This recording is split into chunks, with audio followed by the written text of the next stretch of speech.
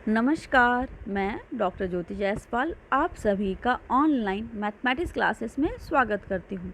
बच्चों, आज का हमारा टॉपिक है पूर्णांकों पर गुणन संक्रिया के प्रगुण, properties of multiplication of integer. अगर अभी तक आपने मेरा चैनल सब्सक्राइब नहीं किया है तो प्लीज़ इसे सब्सक्राइब करें और बेल आइकन पर प्रेस करना ना भूलिए, ताकि जैसे ही मैं अपने वीडियो को अपलोड करूं, नोटिफिकेशन सबसे पहले आप तक पहुंच जाए।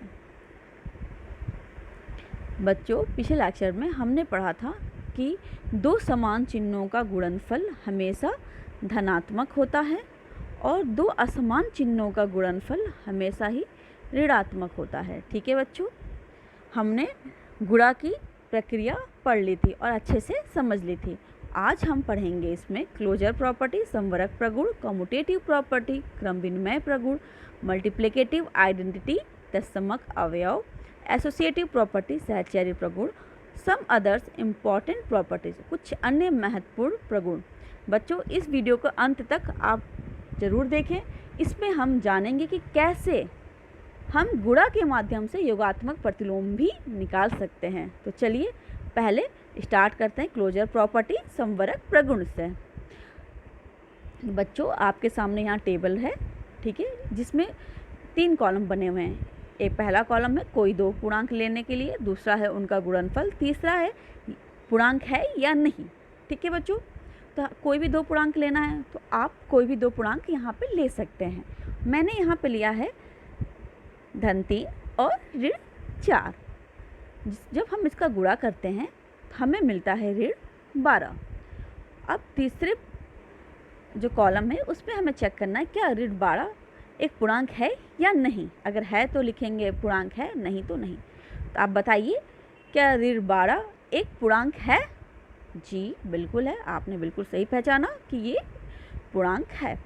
इसी प्रकार जब हम तीसरे लाइन में जाते हैं यानी रो में जाते हैं तो हम देखते हैं कि हमने दो पूर्णांक यहाँ पे ले लिया है, ऋण 2 और ऋण 5, जिसका आपस में मैंने गुणा किया है और गुणनफल आया है धन 10। अब हमें चेक करना है क्या धन 10 एक पूर्णांक है या नहीं। तो बच्चों, आप क्या सोच रहे हैं, क्या धन 10 एक पूर्णांक है?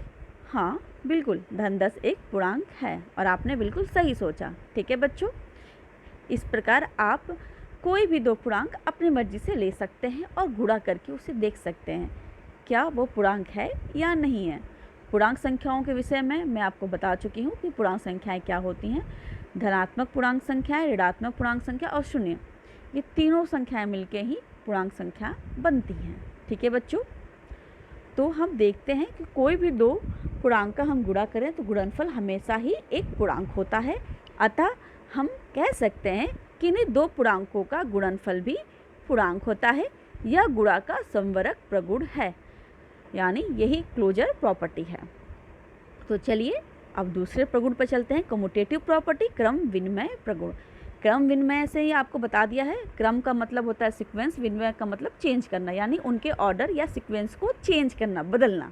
ठीक है, इसमें भी देखो बच्चों, हमने आपको टेबल दिया है जिसमें आपके पास 2 कॉलम है और एक कॉलम का हेडिंग है कोई दो पूर्णांक, दूसरे का गुणनफल। ठीक है, तो कोई दो पूर्णांक आप अपनी मर्जी से भी चुन सकते हैं। यहाँ मैंने लिया है धन 3 और ऋण 5। ठीक है, जब धन 3 और ऋण 5 का गुणा करते हैं तो हमें क्या मिलता है? ऋण 15। गुणनफल हम अब तक सीख चुके हैं। ठीक है बच्चों, और दो ऋणात्मक पूर्णांकों का जो गुणा होता है धनात्मक होता है और एक धन और एक ऋण का जो गुणा होता है वो क्या होता है? ऋणात्मक होता है। इसीलिए उत्तर हमें मिला ऋण 15। ठीक है, अब हम क्या करेंगे, धन 3 और ऋण 5 का स्थान को बदल देंगे। देखिए यहाँ मैंने स्थान बदल दिया, क्रम बदल दिया ना इनका।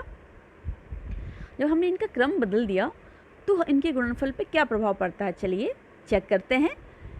ऋण 5 का गुणा हमने किया धन 3 से, चूँकि दो असमान चिन्ह है तो उत्तर ऋणात्मक आएगा और 3 बचे 15। यहाँ देखिए, यहाँ भी ऋण 15 ही उत्तर आया। ठीक है, यानी हमने ये चेक किया कि यहाँ पे इनके गुणनफल पे कोई भी प्रभाव नहीं पड़ रहा है।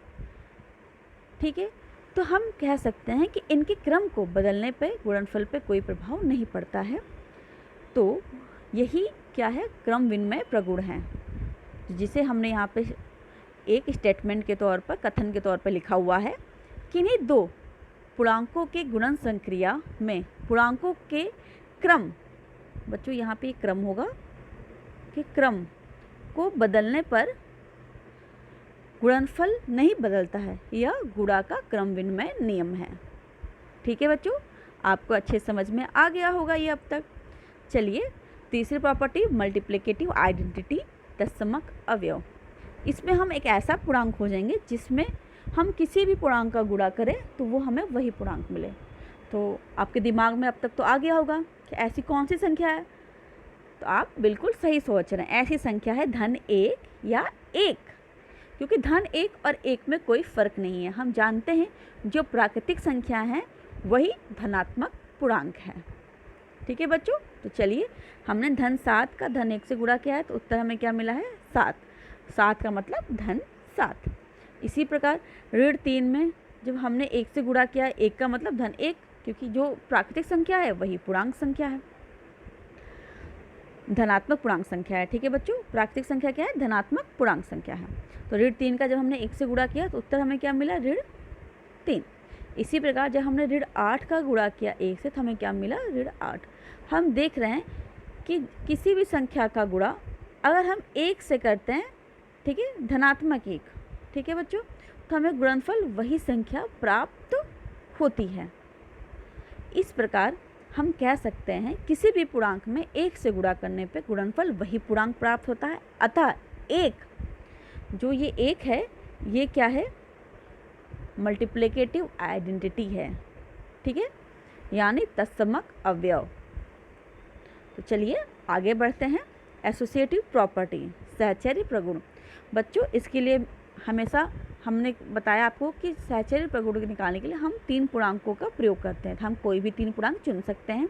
यहाँ मैंने चुना है ऋण 2, 3 यानी धनात्मक 3, धन 3, 5 यानी धन 5। ठीक है, अब हम या तो इसका हम बाएं से जोड़ा बना के गुणा करें, ठीक है, या हम दाएं से जोड़ा बना के गुणा करें। हमें देखना है गुणनफल पर क्या प्रभाव पड़ता है। ठीक है बच्चों, तो चलिए कॉलम को ध्यान से देखिए। पहले कॉलम में हमने बाएं से गुणा किया है, तो सबसे पहले हम ऋण 2 का गुणा 3 से करते हैं। ठीक है, जब हमने ऋण 2 का गुणा 3 से किया है तो हमें क्या मिला है, ऋण 6। अब इस ऋण 6 का गुणा हमें किससे करना है, 5 से। तो ऋण 6 का गुणा जब हम 5 से करते हैं तो हमें उत्तर क्या मिलता है, ऋण 30। ठीक है, यानी पहले कॉलम में हमें उत्तर मिला है ऋण 30। तो चलिए दूसरे कॉलम में चलते हैं। अब हम दाएं से जोड़ा बना के गुणा करेंगे। ठीक है, देखिए क्रम दोनों का वही है, सिर्फ हम बाएं से जोड़ा बना रहे हैं और एक बार दाएं से जोड़ा बना रहे हैं। चलिए 3 गुणे 5, तो 3 गुणे 5 करेंगे, उत्तर क्या मिलेगा, हमें 15 मिलेगा। ठीक है, आपको पहाड़ा याद ही है। अब 15 का गुणा ऋण 2 से करना है, तो 15 दूनी 30 होता है, ऋण 30 उत्तर मिल गया, क्योंकि ऋण 2 एक ऋणात्मक पूर्णांक है। अब देखिए पहले कॉलम और दूसरे कॉलम में उत्तर में कोई भी फर्क नहीं है। ठीक है, तो यही सहचर्य प्रगुण होता है। अतः हम इसे कह सकते हैं, ऐसा कह सकते हैं कि किन्हीं 3 पूर्णांकों को क्रम से गुणा करते समय गुणन संक्रिया बाएं से शुरू करें या दाएं से शुरू करें, गुणनफल समान प्राप्त होता है और यही गुणन का सहचर्य प्रगुण है। ठीक है बच्चों, तो चलिए कुछ अन्य महत्वपूर्ण प्रगुण के बारे में पढ़ते हैं। ऋण 1 से गुणा करना। ठीक है बच्चों, यहाँ इसे बहुत ध्यान से देखिएगा, क्योंकि इसी में हम निकालेंगे योगात्मक प्रतिलोम हम कैसे निकालते हैं। ठीक है, तो चलिए धन 3 यानी 3 का गुणा हमने ऋण 1 से किया। ठीक है, हम जानते हैं क्रम विनिमय प्रॉपर्टी अभी हमने पढ़ा है। ठीक है, तो हम इसका क्रम बदल सकते हैं, तो हमने क्रम बदल दिया, ऋण 1 गुणे 3, तो भी इसका उत्तर क्या मिला हमें, ऋण 3। यानी धन 3 को जब हमने ऋण 1 से गुणा किया, उत्तर क्या मिला हमें, ऋण 3। इसी प्रकार जब हमने 5 का गुणा ऋण 1 से किया, ठीक है, तो हमें उत्तर क्या मिला, ऋण 5। इसी प्रकार 6 का गुणा हमने ऋण 1 से किया तो भी उत्तर हमें ऋण 6 मिलता है, और ऋण 1 का गुणा 6 से करें तो भी उत्तर हमें ऋण 6 मिलेगा, क्योंकि यह क्रम विनिमय प्रगुण को फॉलो करता है। ठीक है, अभी हमने क्रम विनिमय प्रगुण पढ़ा था। हम देखते हैं किसी भी धनात्मक संख्या में जब हम ऋण 1 से गुणा कर रहे हैं तो उत्तर हमें वही संख्या मिल रही है पर ऋणात्मक मिल रही है, ठीक है। यानी धन 3 का ऋण 1 से गुणा करने पे उसका विपरीत पूर्णांक मिला ऋण 3। इसी प्रकार धन 5 का जब हमने ऋण 1 से गुणा किया उसका विपरीत पूर्णांक मिला ऋण 5, और जब हमने 6 का ऋण 1 से गुणा किया तो उसका विपरीत पूर्णांक मिला ऋण 6। तो हम जानते हैं कि जो योगात्मक प्रतिलोम होता है वह उस पूर्णांक का विपरीत पूर्णांक ही होता है, ठीक है। तो हम देख रहे हैं कि हम किसी भी संख्या का अगर हम ऋण 1 से गुणा कर रहे हैं तो हमें उसका योगात्मक प्रतिलोम प्राप्त हो रहा है। चलिए ऋणात्मक संख्या के बारे में देखते हैं। अगर हम ऋण 7 का गुणा ऋण 1 से करें तो हमें क्या मिलता है बच्चों? चूँकि दोनों समान चिन्ह हैं तो धन का चिन्ह हो जाएगा, 7 गुणा 1 7, तो भी हमें इसका विपरीत पूर्णांक मिल रहा है। विपरीत मतलब एक धन होगा तो एक ऋण होगा, यानी यहाँ धन 7 मिला तो यहाँ पे हमें ऋण 7, ठीक है। तो ऋण 7 का गुणा अगर हम ऋण 1 से करते हैं तो हमें धन 7 मिलता है। इस प्रकार हम देखते हैं कि जैसे ही हम ऋण 1 का गुणा करते हैं तो हमें उस पूर्णांक का योगात्मक प्रतिलोम मिलता है। अतः हम कह सकते हैं किसी भी पूर्णांक का योगात्मक प्रतिलोम प्राप्त करने के लिए उसमें ऋण 1 से गुणा करते हैं, ठीक है बच्चों। तो चलिए आगे बढ़ते हैं। गुणन संक्रिया का योग पर वितरण, डिस्ट्रीब्यूटिव लॉ ओवर एडिशन, ठीक है बच्चों। इसमें भी हम क्या करेंगे, कोई 3 पूर्णांक ले लेंगे, ठीक है बच्चों। तो पहला पूर्णांक जो सूत्र इसमें लिखा हुआ है, ये ब्रैकेट में आपके सामने इसका फॉर्मूला लिखा हुआ है जिसमें है फर्स्ट पूर्णांक मतलब पहला पूर्णांक का गुणा अगर हम दूसरे पूर्णांक और तीसरे पूर्णांक के योग में करते हैं तो ये बराबर होगा पहला पूर्णांक गुणे दूसरा पूर्णांक धन, ये जो ब्रैकेट के अंदर धन का चिन्ह था ये बाहर आ गया, धन पहला पूर्णांक गुणे तीसरा पूर्णांक का, ठीक है बच्चों। ये इस तरह से हमें मिलता है। उदाहरण के तौर पे हमने यहाँ पे 3 पूर्णांक लिए हैं, ऋण 2, 3 और 5, ठीक है। ऋण 2 पहला पूर्णांक है, 3 जो है दूसरा पूर्णांक है और 5 तीसरा पूर्णांक है। तो चलिए यहाँ पे हमने सूत्र के माध्यम से इस तरह से इसको हल किया है। तो चलिए देखते हैं। ऋण 2 पहला पूर्णांक का गुणा दूसरे पूर्णांक और तीसरे पूर्णांक के योग में करना है। तो इसके लिए हम क्या करेंगे कि सबसे पहले ब्रैकेट में पहला पूर्णांक गुणे दूसरा पूर्णांक, दूसरे ब्रैकेट में पहला पूर्णांक गुणे तीसरा पूर्णांक और फिर बीच में योग का चिन्ह लगा देंगे, ठीक है। अब देखिए ऋण 2 गुणे ऋण 3 कितना हो गया, ऋण 6। इसी प्रकार ऋण 2 गुणे ऋण 5 कितना हो गया, ऋण 10। और ऋण क्या होता है, ऋण ही होगा इनका योगफल हमेशा, ठीक है। 2 ऋणात्मक पूर्णांकों का योगफल हमेशा ही ऋणात्मक होता है। तो ऋण 6 और ऋण 10 का जो योगफल होगा वो ऋण 16 हो गया, ठीक है बच्चों। यही गुणन संक्रिया का योग पर वितरण प्रगुण है।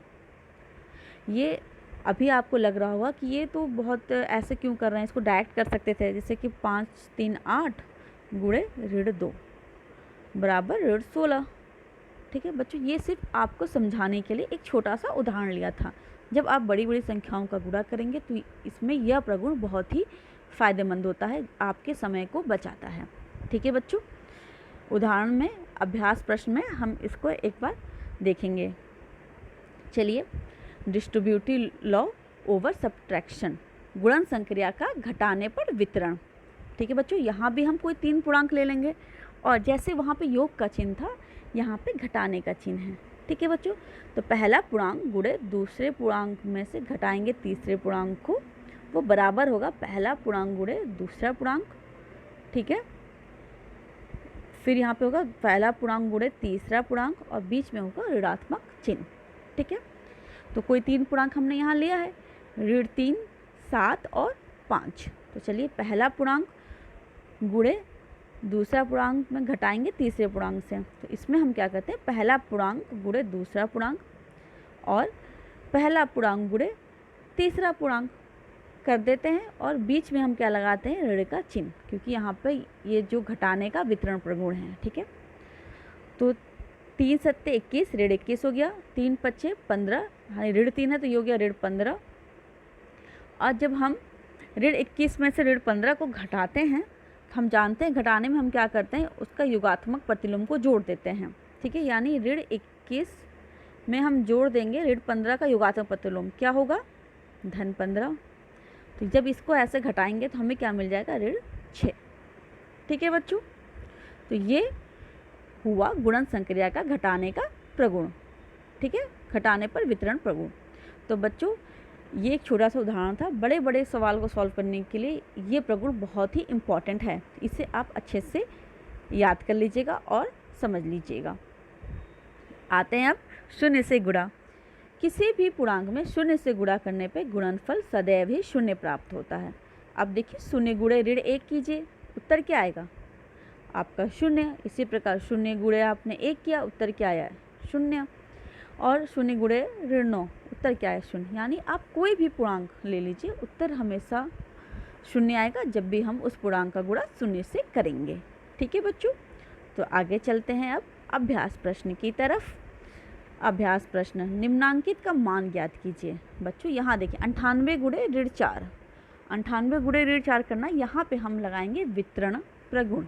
ठीक है, अब योगात्मक लगेगा या ऋणात्मक, ये तय करता है कि हम वहाँ पे धन का चिन्ह लगा रहे हैं या ऋण का चिन्ह लगा रहे हैं। ठीक है, अगर धन का चिन्ह लगाएंगे तो वो वितरण का धनात्मक योग संक्रिया का प्रगुण होगा। ठीक है, ऋणात्मक लगाएंगे तो वो वितरण प्रगुण होगा घटाने का। ठीक है बच्चों, तो चलिए पहला प्रश्न हम हल करते हैं। 98 गुणे ऋण 4, इसको हम इस तरह लिख सकते हैं, ऋण 4 गुणे 98। क्रम विनिमय नंबर से हम इनको बदल सकते हैं। ठीक है, अब ऋण 4 का गुणा हम 98 को हम किस तरह लिख सकते हैं? हम 100 यानी 100 ऋण 2 लिख सकते हैं, यानी 100 में से अगर हम 2 घटाएंगे तो हमें 98 मिलेगा। ठीक है बच्चों, अब ये देखिए कुछ कुछ वितरण प्रगुण की तरह हो गया, उसके बाएं पक्ष की तरह पहला पूर्णांक, दूसरा पूर्णांक और तीसरा पूर्णांक। तो अब हमें क्या करना है? सब वितरण प्रगुण को लगाना है। तो ऋण 4 का गुणा करना है 100 में, इसको एक ब्रैकेट में करना है, और यहाँ करना है ऋण 4 का गुणा ऋण 2 से।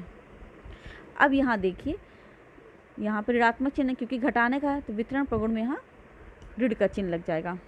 अब ऋण 400 ऋण, और क्योंकि ऋण और ऋण मिलकर क्या हो जाएगा? धन 8।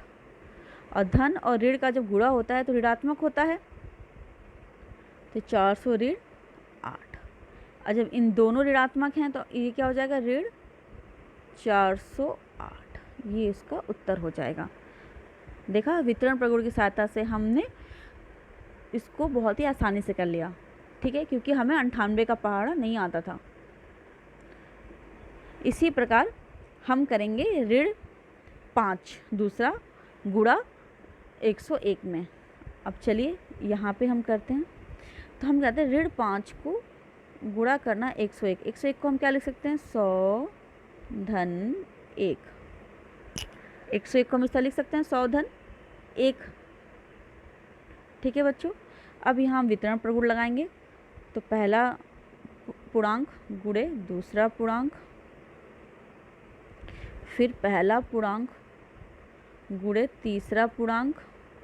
ठीक है, क्योंकि यहाँ धन का चिन्ह है ब्रैकेट के अंदर, तो यहाँ पे धन का चिन्ह लग जाएगा क्योंकि ये वितरण प्रगुण होगा धन पे। ठीक है, तो अब ऋण 5 का गुणा 100 से करेंगे तो ऋण 500 आ जाएगा, यहाँ धन रहेगा, और यहाँ पे ऋण 5 का गुणा 1 से करेंगे तो हमें क्या मिलेगा? ऋण 5। इसी प्रकार ऋण 500 और धन और ऋण का गुणा होगा, क्या हो जाता है बच्चों? ये हो जाता है ऋण, तो ये हो गया ऋण 5। तो इसका उत्तर कितना है? ऋण 505। देखा, इस तरह से मान लीजिए अगर आपको 9999 का गुणा 6 से करना है, तो आप क्या कर सकते हैं कि देखिए किस में से एक घटाएं तो हमें 9999 मिल जाए। ठीक है, तो यानी आप बड़ी से बड़ी संख्याओं का गुणा इस प्रकार कर सकते हैं बहुत ही आसानी से। ठीक है बच्चों, तो चलिए प्रश्न 2, यदि ऋण 3 और ऋण 7 का योगात्मक प्रतिलोम ज्ञात करना है। ठीक है, योगात्मक प्रतिलोम अभी हमने सीखा कि अगर हम ऋण 1 से गुणा कर दें तो योगात्मक प्रतिलोम हमें मिल जाएगा। तो ऋण 3 का गुणा हम किससे कर दें? ऋण 1 से। तो क्या होगा, ऋण ऋण धन हो जाएगा, धन 3। तो ऋण 3 का योगात्मक प्रतिलोम क्या हो गया, धन 3। कितना आसान है देखिए। इसी प्रकार ऋण 7 का योगात्मक प्रतिलोम निकालना है। तो ऋण 7 का गुणा हम किससे कर देंगे, ऋण 1 से।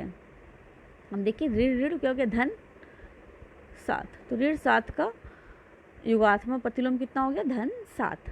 देखा बच्चों कितना आसान है।